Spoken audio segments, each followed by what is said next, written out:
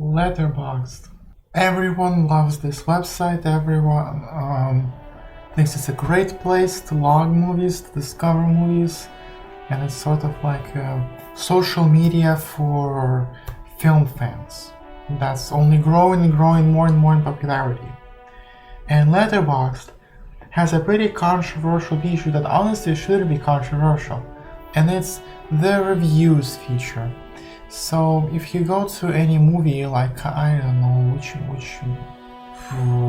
The Godfather, when you want to know if the movie is worth a watch, you might want to check out the reviews. Well, unfortunately for you, every single top-rated review on this website for any given movie is some unfunny one-liner by some bad kid who thinks they're the funniest person ever. Like, for example, here, it's gonna be the least funny one-liner ever. By the way, yeah, it's 6 out of 10. Okay, that doesn't count. That's reviews from France. We're looking at all reviews. Haha, they made that scene from Zootopia into a movie. 28,000 likes. Santino died on his way to beat up his sister's abusive husband. That's one hella honorable way to go. I don't trust anyone who dislikes this movie. Leave the gun, take the cannoli. By the way, we got to the actual review after like 7 nothing burgers. This is kind of sad. Anyway, what we're gonna do is I'm gonna go to my top 25 of movies of all time that I recently updated, and we are going to read every top review there, which is gonna consist of a lot of unfunniest one-liners ever, and we're gonna make a tier list out of them. So this is gonna be fun. Now just I just really like removing bunch of stuff here. Good. We are ready. Okay, so the first movie that we have here is Come and See. I really do hope there won't be any one-liner here, like some sort of I don't think. Let's give Letterboxd users credit. Let's just assume they're gonna be serious about a very serious movie. As soon as this film ended, I went online and enlisted in the US Army. No child will ever suffer like this again on my watch. This one... Well, this is a one-liner. This is some stand-up comedy stuff, but actually, in this case, I don't think it's that terrible. I think it's kind of like, a bit ironic or something. Maybe we're gonna change the way how we're gonna rank all this. Maybe we're gonna do it a bit differently. This one isn't terrible. This one could be much worse. This one could be atrocious. But this one is fine. Okay, next we have Whiplash. Let's check out the Whiplash top review. This one is gonna be the least funny thing you ever gonna see. For sure. I had a dream that J.K. Simmons yelled at me and I woke up crying. Dude. Can we just stop saying I had a dream when we just want to make whatever anecdote we imagined to be funny? Just say, oh yeah, I imagined that J.K. Simmons yelled at me and I kinda cried or something. Just do that! You don't have to pretend that you had a dream or something. So yeah, this one goes to D tier. This one is very terrible. Next is Love Exposure. Love Exposure, I don't know, this one could be very unfunny. This one could be Oh wait, this is an actual review, what? Warning, the following movie has 237 minutes in length, the movie title appearing after 1 hour running time, a drag, tosatsu, kung fu, sex, genital gore, ultra violence, lesbians, a Virgin Mary, erections, kung fu ass-kicking female teens, psychotic menopausal female maniacs, pornographic furniture, a Joshu, Nanahyu Ichigo Sasori, Tribute with a Pinky film spoof character called Miss Scorpion, love, romance, exposure, lust, betrayal, child abuse, perversions, a dead bird, a living bird, panties, Catholicism, religious idolatry, religious blasphemy, Jesus worship, Kurt Cobain worship, a car chase, implied pedophilia. Hold on, I don't remember implied pedophilia in Love Exposure. Hold on, I don't. What are they talking about? I don't know. A porn industry, Rebels Bolero, a demanding and disturbing climax, an emotionally postponed and extremely moving ending. Corinthians 13 recited in an impossibly flawlessly and perfectly timed dramatic way by the sea in a single shot while Beethoven's 7th Symphony in A major Op. 92 second Allegretto plays in the background in World War Japan. This is candidate for one of the best celluloid drama epics ever made since movies were created 98 of 100. I think this one is not bad at all. I think this one is alright. A bit, I like how it's accurate. Like when you just look at this, you just see all this and like this can be true. All of this is true. All of this is in a movie. I don't like in one word Japan thing. I don't think like I just don't like the thing like, oh yeah, this is just Japanese people being Japanese. I don't think being weirdo like this is exclusive to any nationality. But this one is fine. This one is 80. This one could be much worse. Everything here could be much worse. So, like this. I never thought I'd love a movie about an erection so much. Sometimes I surprise you. This one is terrible. This one would be on C tier. But this one is fine. So I'm gonna give it an A tier. Next one is Neon Genesis Evangelion. The End of Evangelion. I don't even know. Mom, the animated movie made me retreat into my deepest mental faculties to face what makes me a fundamentally broken person again. D tier. This one, ChatGPT could generate it. In fact, let's see if it's okay, it was before ChatGPT, so good for you. If it would be, I would really doubt you wrote this, because this is so generic, so soulless, so I don't buy this top review at all. D tier. Next is Perfect Blue. So I think Perfect Blue could actually be fine. Maybe, I think there's a good chance the top review is gonna reference Black Swan in some regard, because a lot of Letterboxd users don't watch anything other than Hollywood.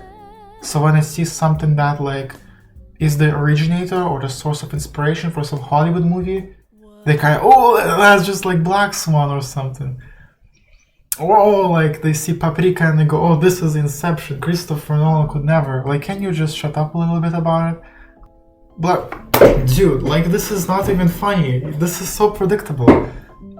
Black Swan was found dead in a ditch. I'm gonna give it a C tier just because it kind of dunks on the Black Swan a bit. Actually, it's bad because, like, for the reason I described.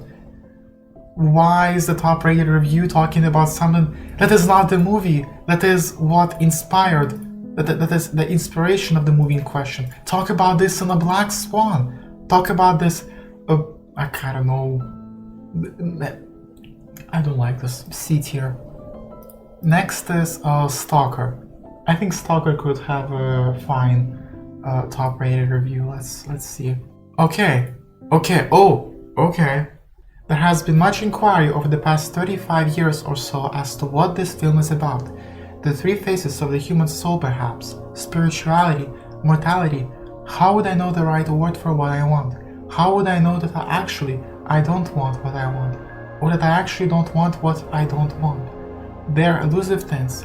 The moment we name them, their meaning disappears, melts, dissolves like a jellyfish in the sun. As with the rest of Tarkovsky's masterpiece, there isn't much of a point in trying to write a review for Stalker, for any attempt to put your thoughts on this film into words will remove something special, something personal from its vision in your mind. Stalker will hold a different meaning to each and every person, so when it comes to how you feel about this film, there is truly no need to explain yourself. It would be like trying to explain something deeply experiential to a person who was not there to share that experience with you. They would have no way of understanding. Keep this film close to your heart, keep it inside you and protect it. For it is, quite simply, one of the greatest films ever made. And that's all that needs to be said about Stalker, because the rest will come naturally to those who watch it. I'm gonna put this in S tier. It's an actual review of them. You know the movie is good if the top rated review is not a one-liner and an actual review. Or a quote, quote can also be fine. Quote like, my conscience wants vegetarianism to win over the world, and my subconscious is yearning for a piece of juicy meat. But what do I want? Like when you just pull out the quote from a movie like that, I have no problems with that. I think that's much better than Woody Harrelson was amazing in this. This one would go to D tier. And I'm glad this is not the top rated review. This one is probably like 2016 to like 2015, 2014, yeah, so so people didn't do that. Then after COVID started, a bunch of people started using the website and just writing stuff like this. Yeah, I see exactly. Stalker S tier. Next is Blue Velvet. Blue Velvet is gonna have atrocious top rated review. You want to go for a ride? No thanks. No thanks, what does that mean? I don't want to go. Go where? On a ride. A ride? Hell, that's a good idea. Okay, let's go. God bless David Lynch. Okay, this one is good because again, this is a quote from a movie. It's not trying to be like, oh my god, just imagine having sex with someone only for them to refer to it as putting your disease in me.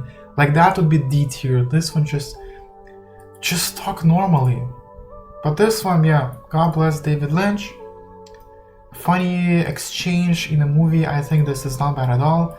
I'm gonna put it in A tier. Next is A Clockwork Orange. A Clockwork Orange is also gonna have a very this one is gonna have Blue Velvet have fine one. This one is gonna have absolutely atrocious, horrible review. Moral of the story: use a different song when sitting in the bathroom. D tier. I don't think I have to even talk about it. This one is better. I want Stanley Kubrick to come back from the dead and explain this to me. Even though it's not even that good. Like, what do you mean you don't understand A Clockwork Orange? Like, I'm sorry, but this one, you just read the Wikipedia page for it and you just understand it if you don't. This is not some kind of, I don't know, what is there to explain? You shouldn't you ask like the writer of the original book to explain it and not the director of the adaptation? I don't know. But yeah, D tier for this one for sure. Spirited Away. Okay, this is a popular movie, so it's gonna have the worst one so far. I got lost in a department store when I was 5 and it felt a lot like this. Okay, I think this is actually not that bad. I think it's kind of a little bit funny because like, yeah, this movie kind of feels like, yeah, I got lost in the department store a little bit. I think it's fine. So yeah, I'm not that bad. The Shining. Oh, The Shining is gonna have the same trash review as this one. Why is the T so big?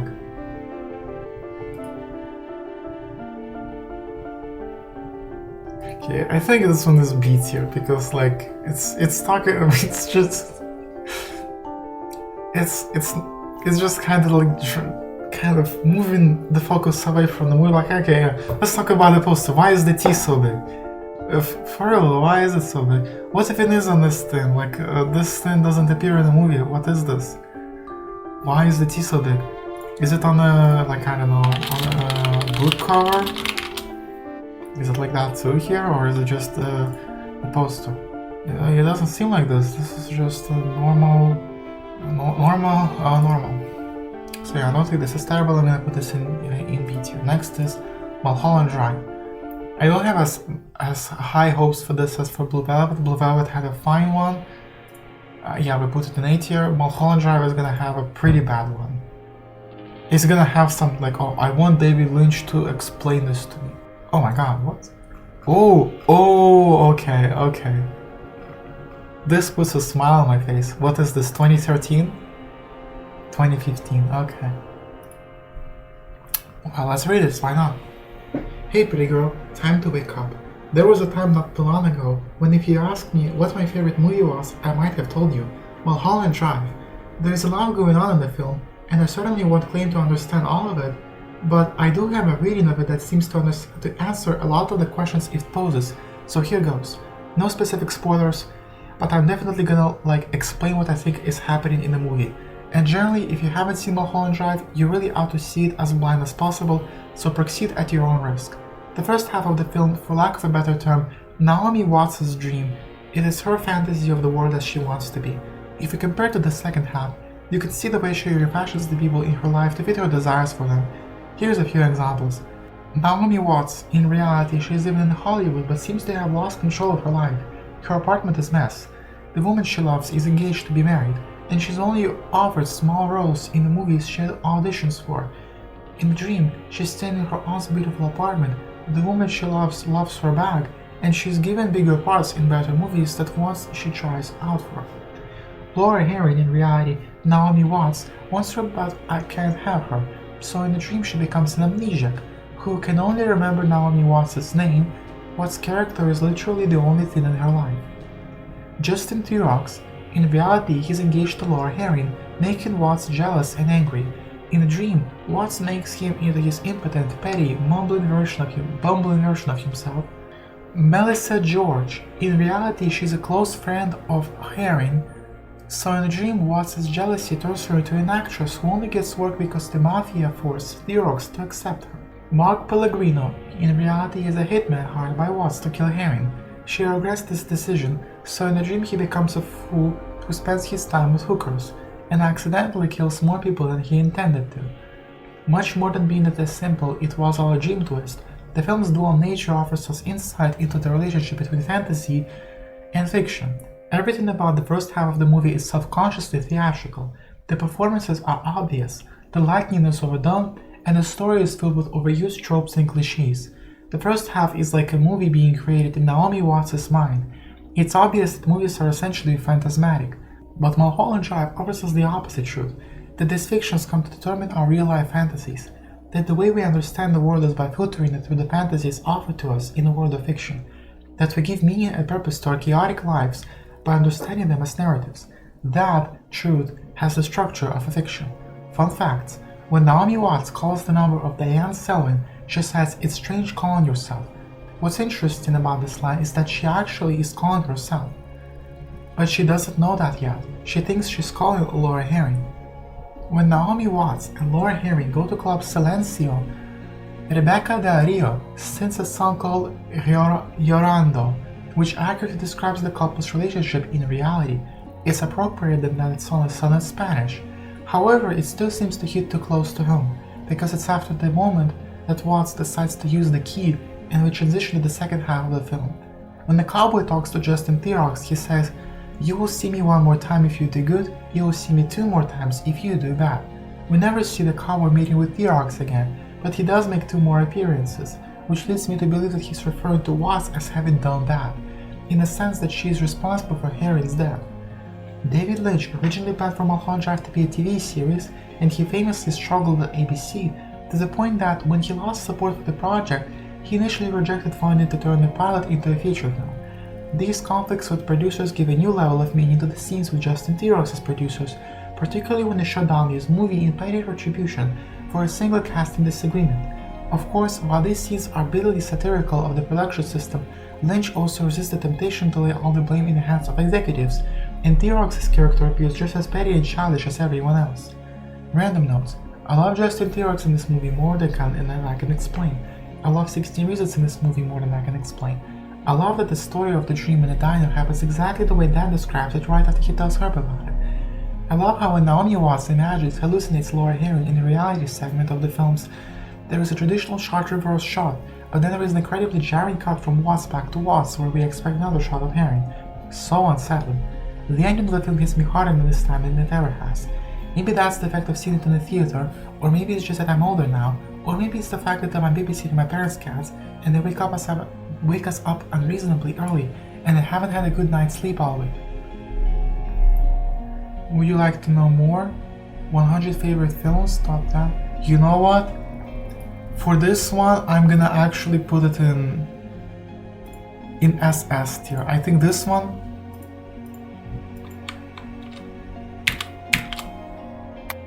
is great. This one is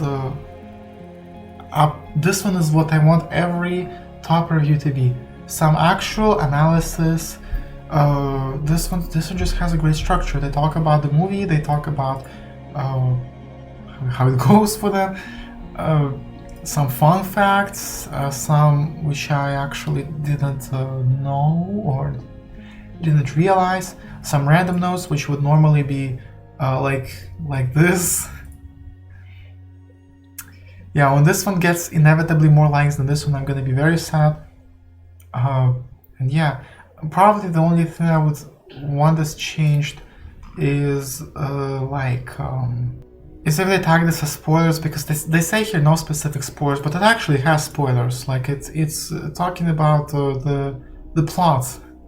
It literally has spoilers. I don't know why they say no specific spoilers. It literally spoils the movie. So yeah, I don't like this part, but other than that, no SS tier. I think this is the only time we're ever gonna see something like that going forward. Okay, next we have here is The Empire Strikes Back. This one is gonna probably have. Actually, I'm really not sure. It could be anything. Oh my god! If it's by this guy, you know it's gonna it's gonna suck. The only Star Wars movie to fully explore the ramifications of Yoda's ketamine addiction, and that's why it's the best one. Yeah. Okay. You know what? I'm actually. What happens if I block them? If I block them, am I gonna see the review? So if I block this member, so if I block them, am I gonna still see it? Oh my god, this is actually... Yeah, I'm actually... Oh my god, what if I blocked someone, but I... Okay, it's fine, I think it's gonna be fine. We're just gonna go through all of this again, but in incognito, just to make sure that the top review is by someone I already blocked. I don't think I ever block, but we're just gonna do that just in case. So yeah, D tier. But yeah, I didn't know that you can actually just hide people's reviews. Like, you can just block this guy, and it's gonna make the website much better. Okay, next one is Woman in the Dunes. Oh, this could go either way. This could very much go either way. I don't expect a one-liner here. Shovel your way out of this shit. This one, just for the Twin Peaks reference, just for this alone. Oh my god, no, dude, what? You believe it or not, this stuff happens to me a lot when I make this kind of videos. Okay, what was it? It was, yeah, we put this one in D tier, I'm pretty sure. Yeah, and then I had to do all of this again because I closed the browser accidentally, but... Yeah, what we're talking about this. Just solely for the Twin Peaks reference and nothing else, I'm gonna put this to C tier. But if it will be a Twin Peaks reference, this Twin Peaks reference doesn't even make any sense, honestly. Because you're not okay, this, I just realized, did the person just see sand?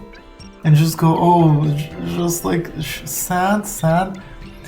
What I associate sand with? Shovel? Oh, shovel your way out of the shit. Was that the thought process? It doesn't even make any sense in the context. But just for the niche reference, I'm gonna put this in C tier. I don't think that this is as bad as these four. These four are terrible. What's next one? Next one is Wall-E. Oh, Wall-E could go either way. This guy.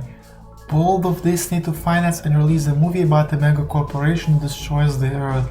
Ha ha ha. Capitalist green lighting, anti-capitalist art. You have to understand. There is like, in this Coliseum, Joyce had a great quote about it. That capitalism is so fucking powerful that even critique of capitalism ends up just endorsing it. This is D tier. This is baby's first to learn what socialism is taught. Okay, next we have Fight Club. Fight Club very potentially could have me just create the F tier for, like, it could be really that bad. First watch, Fight Club is the best movie ever made. Second watch, Fight Club is a deep commentary on the dangers of consumerism. Third watch, Fight Club is disgusting cesspool of toxic masculinity, and it's not as deep as its fanboys think it is. Fourth watch. Fight Club is a critique of toxic masculinity and is deeper than its fanboys think it is. Fifth watch. Fight Club is the best satirical gay rom-com ever made. Okay, this one isn't F tier. The question is this D tier or C tier? This couldn't be D tier because it has sort of some structure going on. Like it has this, so the first watch, second, like it's not lazy. But it even has markdown. So actually, oh, it's not markdown because I think it uses HTML tags, if I remember correctly. But Fight Club is the fifth watch ruins everything. Just, oh my god, Fight Club is a satirical gay rom-com. Like, you could have something more interesting going on to finish it. You could have some actual punchline, you know? But this one isn't as horrible as these, so I'm gonna put this in C tier. Next is Spider-Man Into the Spider-Verse. Since this is a new movie, I think this one could go very bad. But actually, it's probably just something very mild. The best Spider-Man film, beyond being funny, creative, and wonderfully animated, it truly has an understanding of the character of Spider-Man. Okay, fun review, sort of short review, complimenting the movie. Good enough, B tier. This one is not trying to be edgy, not trying to be like, oh my god. This one is just, you know, it's like you have popular reviews, and 3 in a row are people not trying to do stand-up comedy. This is like I'm playing a gacha game and I pulled like a legendary, I don't know what the terminology for this stuff is, but this one is actually crazy. Like, you don't see the top 3 reviews and all of them are not bad. This is really surprising actually. Next is Blade Runner 2049. Oh, this one could have a very bad one-liner. I'm pregnant and the father is Roger Deakins Cameron.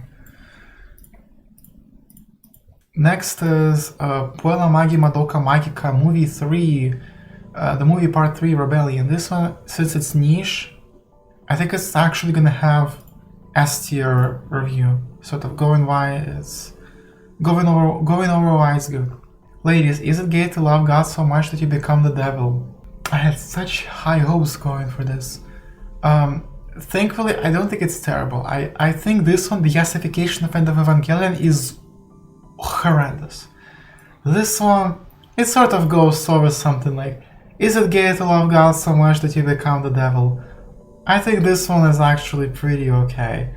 Oh yeah, okay, this one is fine. Not terrible by any means. Bad but not terrible. C tier. Parasite. Oh, Parasite could have Wally core, or will it? Let's see. Oh, what? What?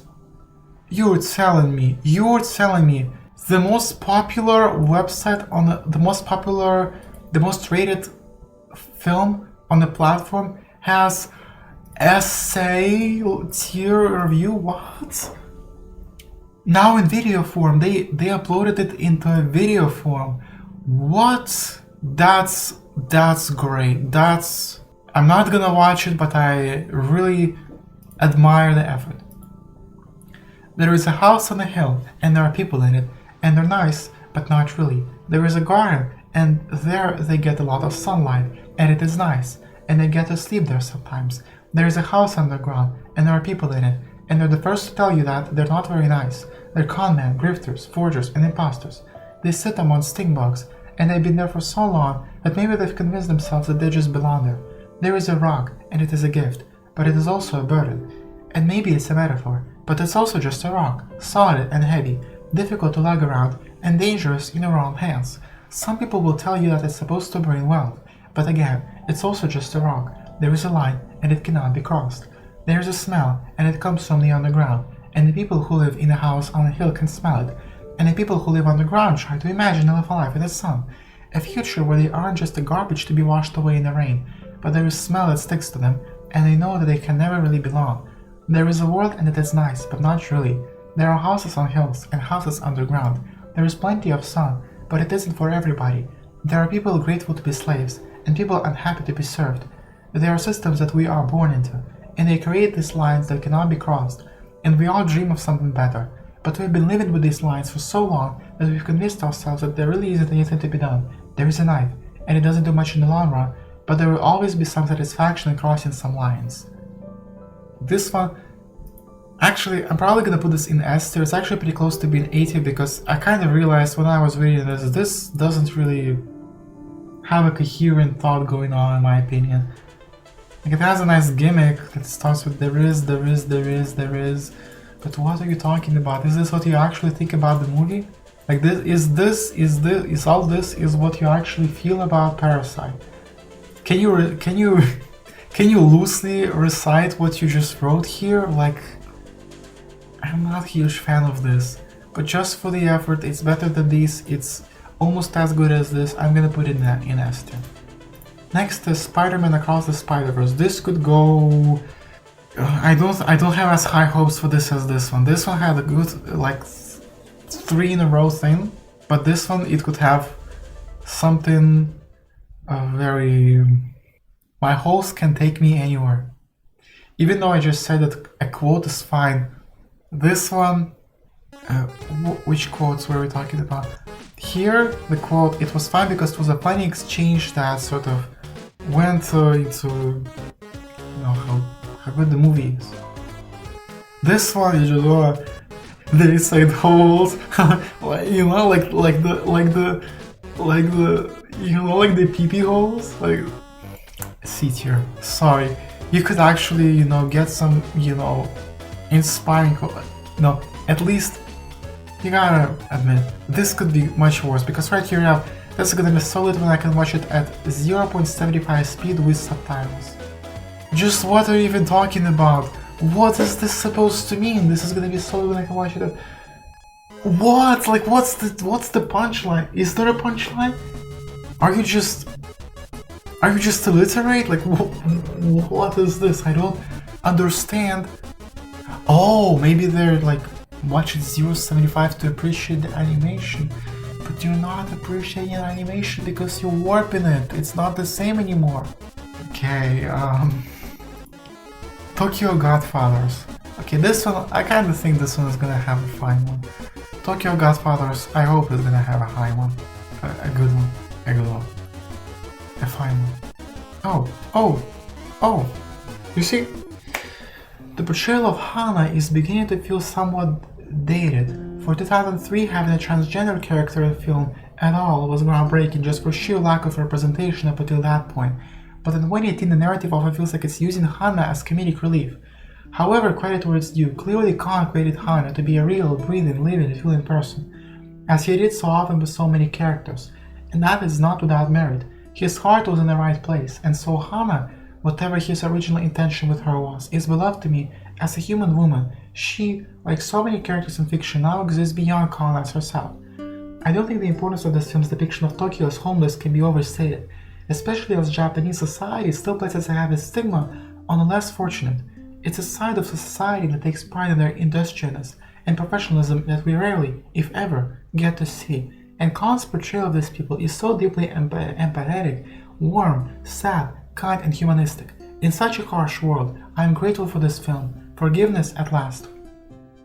I think this one is good. In fact, I'm actually gonna put this in S tier and put this in A tier. We're gonna have S tier for genuinely great reviews that I had. Yeah, I'm glad I read this. For A reviews, like yeah, good review, but I could as well just not read it. Next is Twin Peaks 5 Walk With Me. This one could have an atrocious one. Oh, this is by this guy. I think Sheryl Lee could break every bone in my body and it still wouldn't be as painful as watching Laura Palmer realize that her father had been molesting her for her entire life, if I'm being perfectly fucking honest. You know, you could express it in literally... You could express it in such... You could say the same thing, but like normally. You don't have to start, I think Sheryl Lee could break every bone in my body. You could be a normal person, you could just express your thought normally without some kind of fanboyism going on.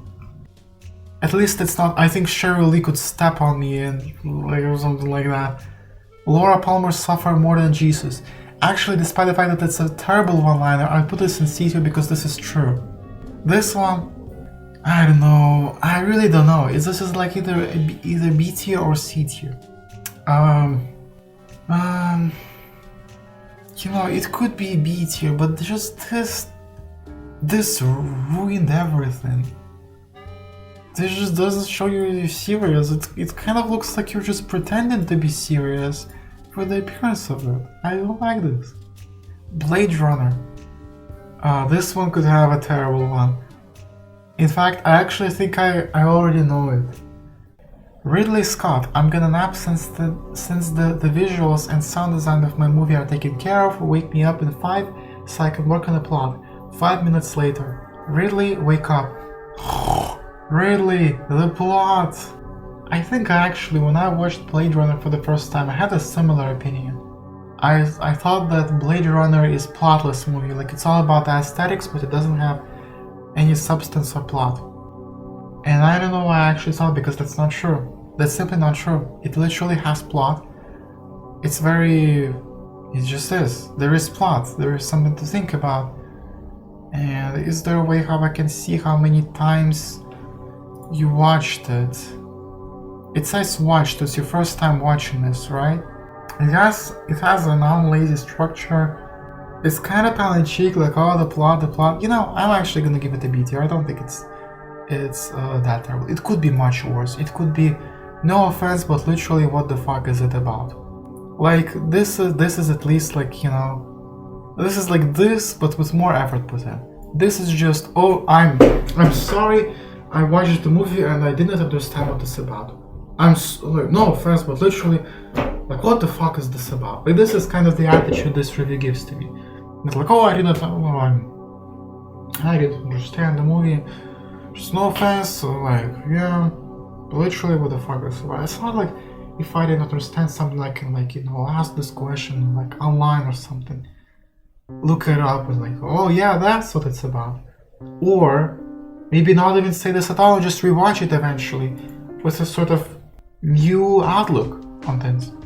This one is kind of B tier. I think it is a, oh my god. Everything, everywhere, all at once. Prepare for this. This one is, I'm calling it, is gonna have F tier. This one is gonna have F tier. There is just no way that Everything, Everywhere, All at Once won't have an F tier top review. Easily one of the top 5 movies about taxes. It's not bad enough. I really wanted it to be very, very bad. It's just bad. It's just terrible, but it's not. I think Rocks just maybe Cry could be maybe F tier. I think this could be F tier. This one is just D tier. Oh, you've had so much potential. And now we have, the last one is 2001: A Space Odyssey. I think this one is gonna have like a C tier. I'm predicting it to be C tier. The monkey thing was cool. This one is definitely F tier. This one, oh my god, no, what am I doing? This one is F tier. This one is, the monkey thing was cool. After stop recording this, I'm blocking this guy. This is just, the monkey thing was cool. Okay, first of all, let's actually go through all of the D tier and see if it's actually that bad, or maybe it's just sort of some recency bias going on. I don't know if it's that bad actually. Maybe I kind of don't. I don't know if it's that bad actually. It's like, it's not as bad as these really. Like I mean, like, I don't know. Just so yeah, we have the monkey thing was cool. Whiplash was like what? I had a dream. Yeah, I had a dream. I had a dream is D tier. Okay, I had a dream. Would it make me want it to be D tier? What was that? That was, oh my mom, this traumatized me. This one is also not terrible. A Clockwork Orange. This one was like a moral of the story. Okay, this one is not F tier. The ketamine one was very, very, very, very, very close. This could replace it. The only Star Wars movie to fully explore the ramifications of Yoda's ketamine. This one, it's just kind of, even though it's very atrocious and it could be very much F tier, this one just kind of has some sort of, you know, like something going on. So it's not F tier, you know. Wall-E was like, yeah, I saw Wall-E one. I was like, oh yeah. Blade Runner 2049 was classic fanboyism, fangirlism. Okay, it's not like F tier. It's like just, yeah, I saw I saw the same structure, the same review, but for a different movie with the like actor slash director slash whatever crew member replaced. This one, like top 5 movies about taxes, this one is actually very, very close. Maybe the reason why I put it in T tier is just because it's sort of, it could be worse, But the monkey thing was cool. This one is just, it's like no one is forcing you to write a review. Like, there is no like really, there is no like thing like, oh, you watch the movie, you have to make a review. You have to. What I do? I actually don't leave any reviews at all. I was trying to leave them before, but I just deleted all of them because they were all like cringe and I always wanted to change something about them. So I just don't leave any reviews at all. You can do that too. You actually are not required to leave any review. If you have if this is all you have to say, just don't leave a review. Like, just don't do that. This just doesn't bring any value whatsoever. This isn't funny. Like, I wish I could just have like, some script going on just to fucking block everyone who liked this. Would actually spend some time to do that just to ban all people who like this review. But that being said, this is it. The only thing we probably have to do is run this in incognito just to make sure that I haven't blocked someone already who had something actually in the top review.